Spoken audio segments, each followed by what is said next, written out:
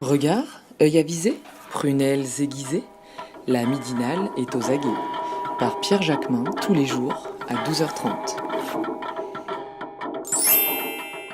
Bonjour Jacques Weber, Bonjour. merci d'avoir accepté notre invitation. Vous êtes acteur, réalisateur, metteur en scène. Vous êtes en ce moment à l'affiche du théâtre du Petit Saint-Martin, non de la Porte Saint-Martin, pardon, où vous jouez le Tartuffe.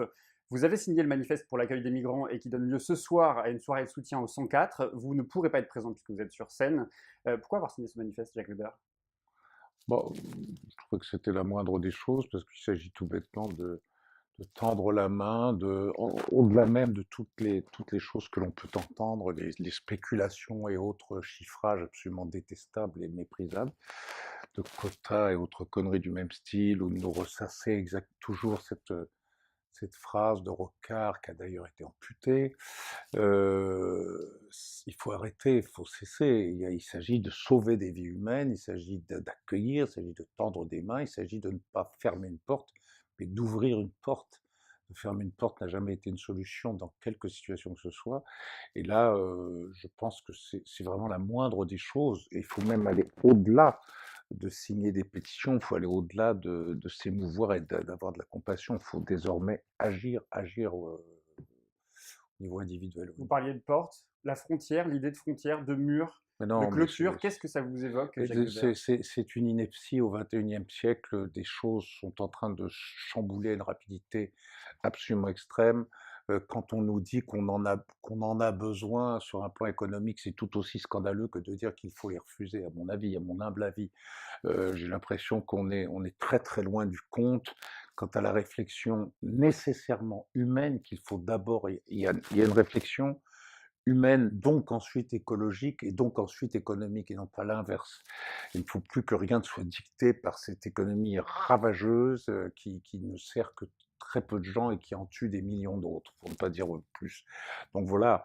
Qu'est-ce qui s'est passé justement dans nos sociétés pour qu'un iPhone, par exemple, circule plus facilement qu'un homosexuel érythréen menacé de mort?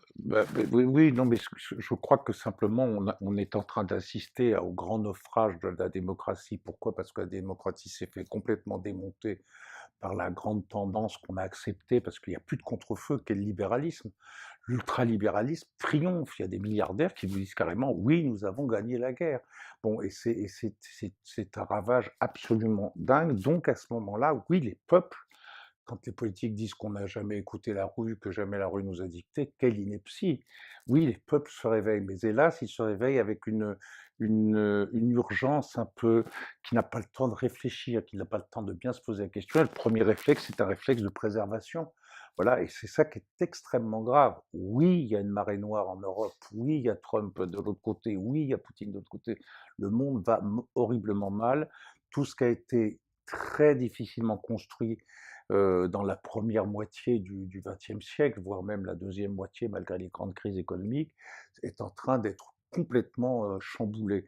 Donc il faut absolument réagir contre ça. Et la première façon de réagir contre ça, c'est de rester coûte que coûte humain. On ne peut pas laisser dériver des bateaux et avec des enfants qui sont en train de crever. Enfin, je veux dire, c'est quand même l'évidence totale, quoi. C'est pas possible. Justement, vous dites c'est l'évidence, et pourtant il y a un climat assez nauséabond aussi dans Mais la je sais, société oui, oui, oui. qui cherche à exclure, voire à mettre les individus en concurrence, en compétition les uns avec les autres. L'étranger, ça reste toujours le bouc émissaire. La compétition est une des choses les plus connes qui a été inventée dans le monde. Tout est, jamais une chose ne s'est fait toute seule, tout se fait tous ensemble. Le tous ensemble, ça existe. Putain, tout le monde nous casse les oreilles avec les grandes valeurs de la République. La fraternité, c'est quoi? La fraternité n'a pas de frontières. Il faut savoir que ça va, oui, ça va augmenter. Oui, parfaitement, il va y avoir de plus en plus de flux migratoires. Oui, ça va être de plus en plus important. Oui, il va y avoir des dépeuplements d'un côté, dus à l'écologie, dus à l'économie, dus aux guerres effroyables qui perdurent. Donc, il va falloir agir. Eh ben, vous pourrez mettre 150 000 policiers de plus, 50 000 kilomètres de barbelés de plus. À un moment, ça crève et ça explose. Donc, il faut bien savoir que ça va, oui, ça va s'augmenter, que pour l'instant, c'est beaucoup moins important qu'on le dit, en tout cas par rapport à la France. Il y a des petits pays comme le Liban qui reçoivent 1000 fois plus de gens que nous et qui se débrouillent avec ça. Mais il ne s'agit pas que de pleurer au film merveilleux Capharnaüm, qui est une pure merveille, entre parenthèses. Il ne s'agit pas que de ça, il faut, après avoir vu ça, relever les manches, faire quelque chose, quoi, voilà. Le manifeste a été signé par 300 personnalités, plus de 300 personnalités Ouais, issues de ouais, la société civile, des artistes, des ouais, intellectuels. ouais. Plus de 50 000 personnes ont signé la pétition. Le défi migratoire dont vous parlez est justement un sujet central aujourd'hui. On le voit dans le cadre des échéances européennes notamment. C'est important que les artistes s'engagent, vous pensez? Bah, c'est la moindre des choses. Après, les artistes, c'est pas une bande à part. Il n'y a pas de bande à part. Il C'est n'y a c'est de pas même de comme les race à autres. part. Les artistes, c'est un homme et c'est un citoyen, comme nous tous. Et nous agissons, bon gré mal gré, à l'angle de l'homme et du citoyen à tout instant, tout moment. Alors donc, moi, je pense qu'il faut qu'on s'exprime même comme je fais maladroitement, avec peut-être trop de cœur et pas assez une réflexion plus aiguë, plus affinée. Mais bon, on n'en a pas forcément le temps non plus, mais on est tous comme ça. Mais laissons le cœur hurler, nom de Dieu, c'est extrêmement urgent. Jean-Luc Mélenchon, vous avez soutenu Jean-Luc Mélenchon à l'élection présidentielle. À Ouais. l'exception de quelques rares personnalités de la France insoumise, personne de ce mouvement n'a signé le manifeste.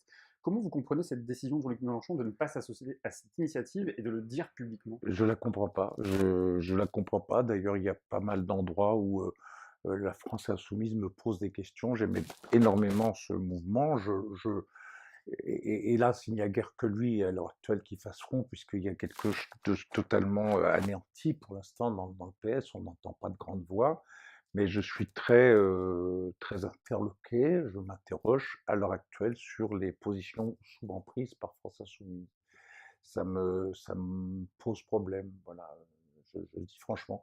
Mais le problème n'est pas là pour l'instant. Arrêtons de parler de la politique politicienne et parlons uniquement de gestes humains, d'une prise de conscience humaine, quoi.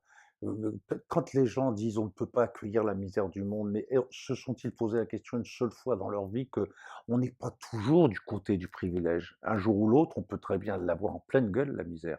Ça arrive à tout le monde, ça arrive aux gens en bien, comme on dit. Enfin, quand les gens passaient de la France libre à la France occupée, Ah, à la France occupée à la France libre, ouais. bon, eh ben, il a bien fallu qu'il y ait des gens qui accueillent les gens, qui les accueillent. Et ils étaient bien contents de les trouver, ils étaient bien contents qu'à fermer leur file un poulet, leur ouvre la porte, leur donne un gîte et un couvert. Donc il faut arrêter, quoi, faut arrêter, c'est la moindre des choses. Et comment peut-on parler de chiffres, de quotas? Ah, il faut trier. Maintenant, alors la grande invention, c'est trier. Mais de quel droit? Qui est-on pour dire je trie? On va trier des enfants? Mais je ne voudrais pas faire des comparaisons dangereuses, mais c'est quand même, on a souvent entendu ça, le tri. C'est dégueulasse. Donc, à partir du moment où une chose est dégueulasse à ce point, il faut crier, il faut gueuler, il faut descendre dans la rue, il faut bouger, il faut se remuer, il ne faut pas être fataliste, il ne faut pas dire bah oui, mais c'est comme ça, on ne peut pas faire autrement. Si, si, si, si.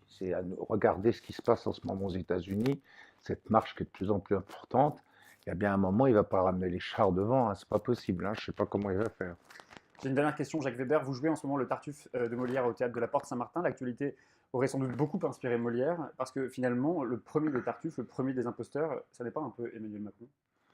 Alors, moi, je trouve qu'on est un peu hors sujet, mais j'accepte complètement ça. Je crois que il fait partie de la suite de l'imposture. Macron est un grand escroc, un grand escroc. Enfin, c'est un mensonge permanent, c'est une dichotomie entre le discours et les actes en permanence. En effet, c'est quelqu'un qui est totalement ultra-libéral et totalement au service de la grande droite, des grandes finances, et c'est totalement évident, ça se voit dans les moindres de ses actes. Moi, je dis une chose très simple, et je dis toujours ça sans arrêt. On dit aux Français, serrez-vous la ceinture, il faut faire des efforts. D'accord? Alors moi, je prends même mon exemple à moi. Moi, je ne me suis pas vu une seule seconde serrer ma ceinture, parce que moi, si on augmente de 5 euros ma note de gaz ou d'électricité, ça ne change pas ma vie. Je vivrai toujours comme un privilégié et bourgeoisement. Alors déjà, moi, je me dis, mais moi, j'arrive pas à me serrer la ceinture. Par contre, tu as des infirmières qui continuent à faire 20 heures par jour, qui sont en dépression nerveuse et qui vont bientôt se flinguer, qu'on peut plus ou carrette. Bon. Et de l'autre côté, alors maintenant, montons dans l'échelle.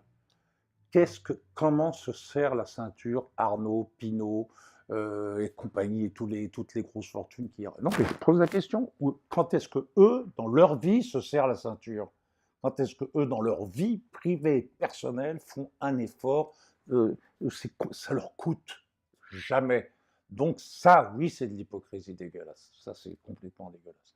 Et ce n'est pas d'ailleurs que le fait de Macron, c'est le fait depuis des années d'une espèce de chose acquise que le libéralisme est la meilleure solution ou la moins pire. Non, je ne crois pas.